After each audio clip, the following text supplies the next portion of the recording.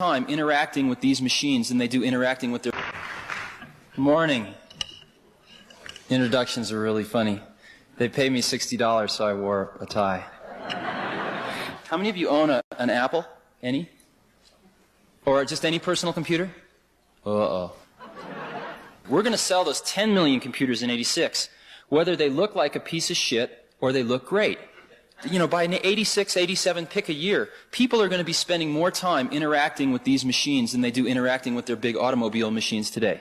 People are going to be spending 2-3 hours a day sometimes interacting with these machines. So we had three options. One was to do nothing. And as I mentioned, we're all pretty young and impatient, so that was not a good option. The second one was to put a piece of garbage computer in a book. And we can do that, but our competitors are doing that, and so we don't need to do that. The third option was to design the computer that we want to put into the book eventually, even though we can't put it into the book now. But we're solving the problems of injecting some liberal arts into these computers. That's what we're trying to do right now. Let's get proportionally spaced fonts in there. Let's get multiple fonts in there. Let's get graphics in there so that we can deal in pictures. And where we've got to get to is where people 3-4 years from now are using these things and they go, wasn't this the way it always was? The fact that computers and society are out on a first date in the '80s.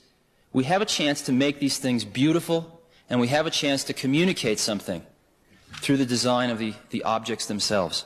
We feel that for some crazy reason we're in the right place at the right time to put something back.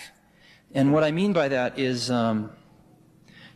most of us didn't make the clothes we're wearing, and we didn't cook or grow the food that we eat, and we're speaking a language that was developed by other people. We use a mathematics that was developed by other people. We are constantly taking.